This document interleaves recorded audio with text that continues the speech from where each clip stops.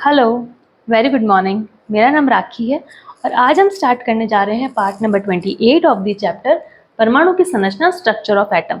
आज का हमारा टॉपिक है एनर्जीज ऑफ एटॉमिक ऑर्बिटल्स।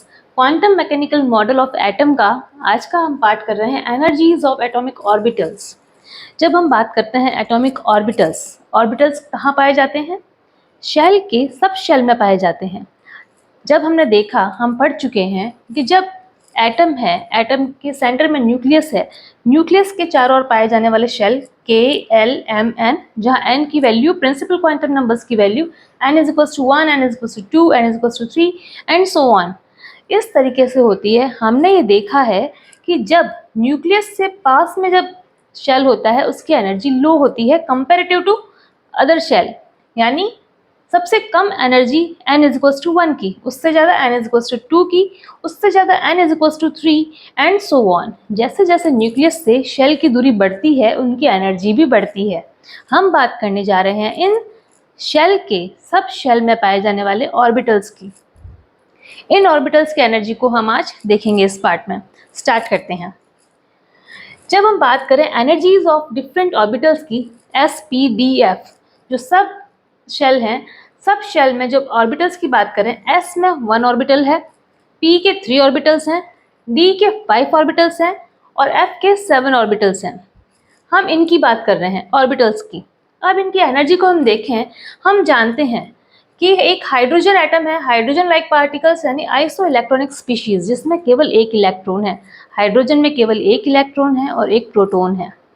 ये है आइसो इलेक्ट्रॉनिक स्पीशीज में आता है, जिसमें केवल सिंगल इलेक्ट्रॉन है।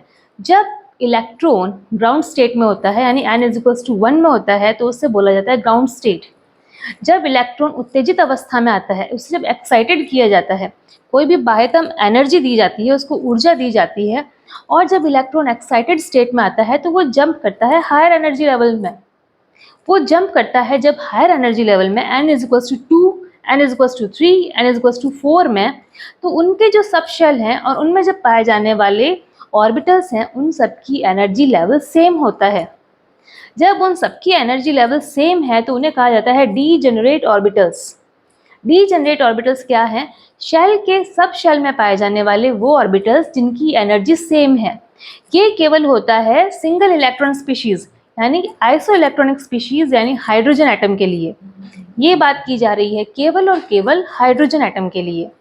हमने देखा कि जब हाइड्रोजन लाइक पार्टिकल्स हैं, आइसो इलेक्ट्रॉनिक स्पीशीज हैं, इनकी जो एनर्जी है वो डिपेंड करती है प्रिंसिपल क्वांटम नंबर n पर, जहाँ n की वैल्यू क्या है? n है shell, n is equals to 1, 2, 3, 4 and so on.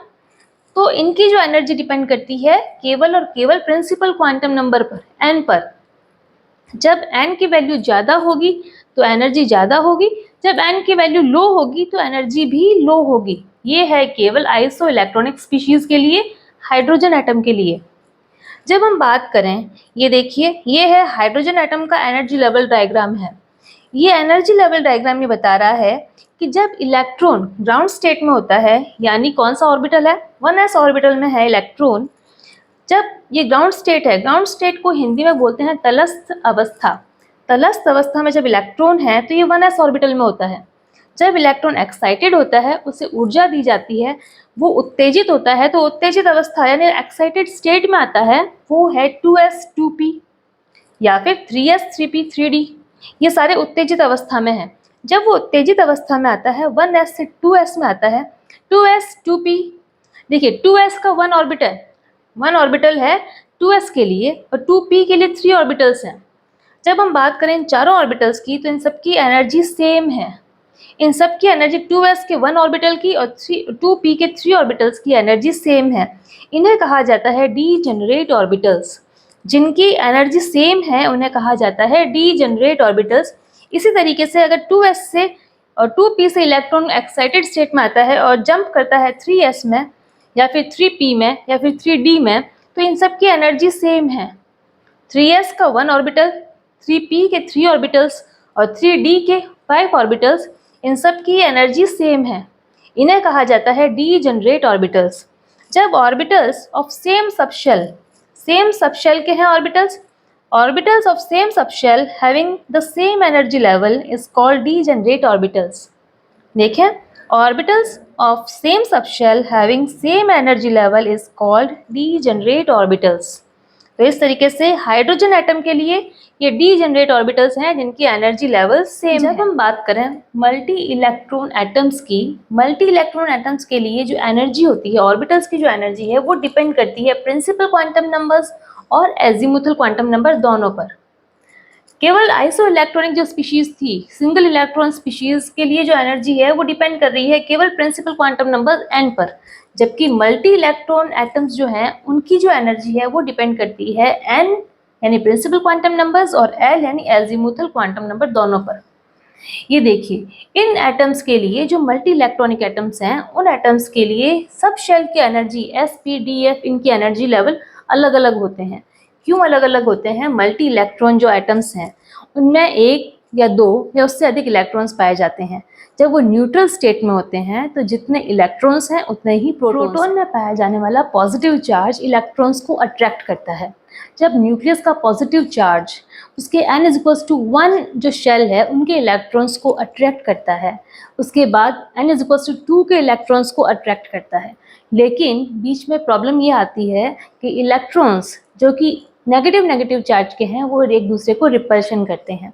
n=1 के इलेक्ट्रॉन्स n=2 के इलेक्ट्रॉन्स को रिपल्शन करते हैं। रिपल्शन के कारण उन दोनों के बीच में डिस्टेंस बढ़ जाता है और उस डिस्टेंस के कारण जिस अट्रैक्शन से न्यूक्लियस इलेक्ट्रॉन्स को खींच रहा था उस इफेक्टिवनेस से वो नहीं खींच पाता due to shielding effect. Shield किसने किया है? n=1 के इलेक्ट्रॉन्स ने शील्डिंग इफेक्ट कर दिया n=2 के इलेक्ट्रॉन्स को। इस बात को हम अच्छे से समझेंगे। देखिए बच्चों, number of protons is equals to number of electrons किसी भी न्यूट्रल एटम के लिए। जब नंबर ऑफ प्रोटॉन्स यानी पॉजिटिव पर इक्वल है, नंबर ऑफ इलेक्ट्रॉन्स का मतलब नेगेटिव और पॉजिटिव इक्वल है, तो वो न्यूट्रल एटम है। जब ये इलेक्ट्रॉन्स, कौन से इलेक्ट्रॉन्स है?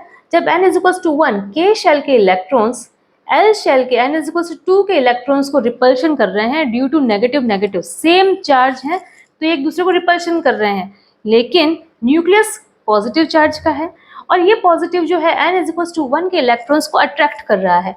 जब ये अट्रैक्ट कर रहा है तो जो n=1 है उसका रेडियस और भी पास में आ जाएगा, समझ सकते हैं।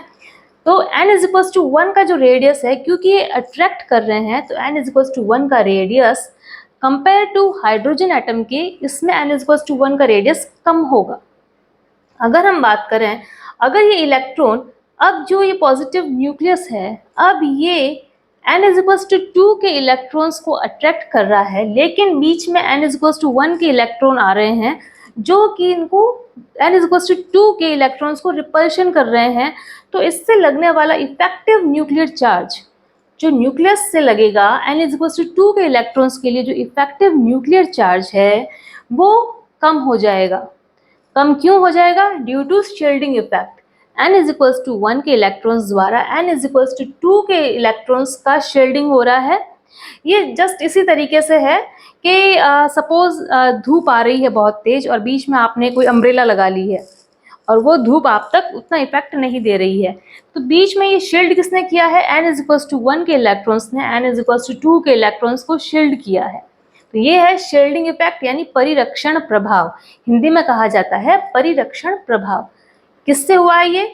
और इसी तरीके से n=3 के इलेक्ट्रॉन्स और n=2 के इलेक्ट्रॉन्स के बीच में रिपल्शन होगा और इफेक्टिव न्यूक्लियर चार्ज जो होगा वो लो हो जाएगा। इसी तरीके से n=4 और n=3 के इलेक्ट्रॉन्स के बीच में रिपल्शन होगा और जो इफेक्टिव न्यूक्लियर चार्ज है, जो पॉजिटिव चार्ज है, जिस अट्रैक्शन से ये इलेक्ट्रॉन्स को खींचना चाह रहा है उतना अट्रैक्शन नहीं लगेगा और वो कहलाएगा इफेक्टिव न्यूक्लियर चार्ज, जैसे कि Z इफेक्टिव नाम से कहा जाएगा।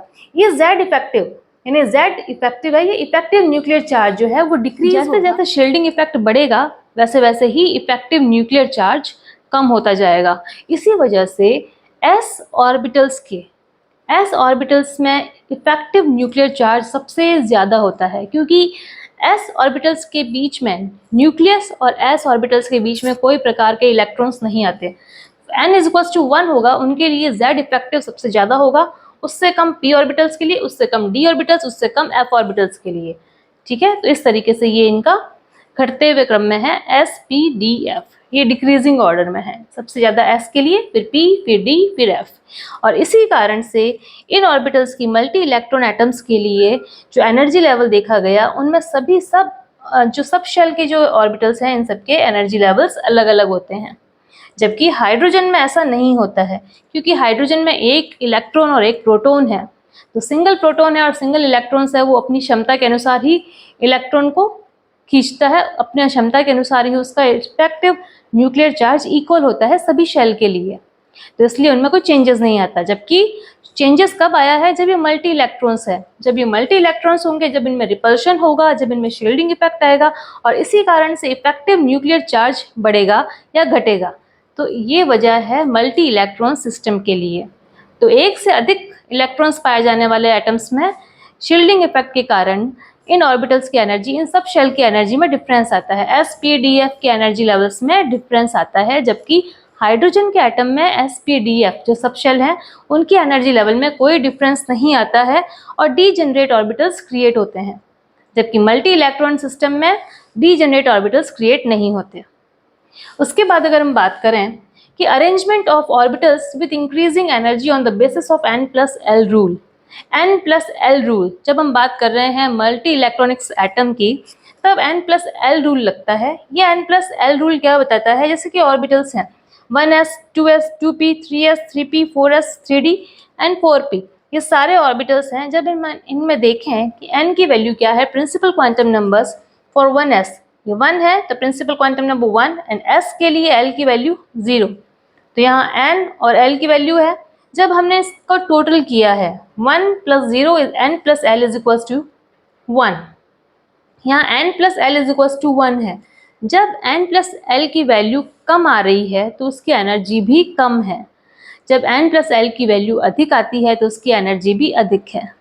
इलेक्ट्रॉन्स हम अगले पार्ट में करेंगे, इलेक्ट्रॉनिक कॉन्फ़िगरेशन करेंगे कि जब इलेक्ट्रॉन्स को एटम में स्पेस दिया जाता है या इलेक्ट्रॉन्स भरे जाते हैं तो किस तरीके से भरे जाते हैं। इलेक्ट्रॉन चाहते हैं कि सबसे कम एनर्जी लेवल में सबसे पहले जाएं, उसके बाद बढ़ते हुए एनर्जी लेवल में जाएं, क्योंकि सबसे कम एनर्जी लेवल में सबसे ज़्यादा स्टेबिलिटी होती है। हम आगे आने वाले पार्ट में पढ़ेंगे ये इससे खुल के। तो अभी देखिए ये, तो यहाँ n+l रूल लागू होता है।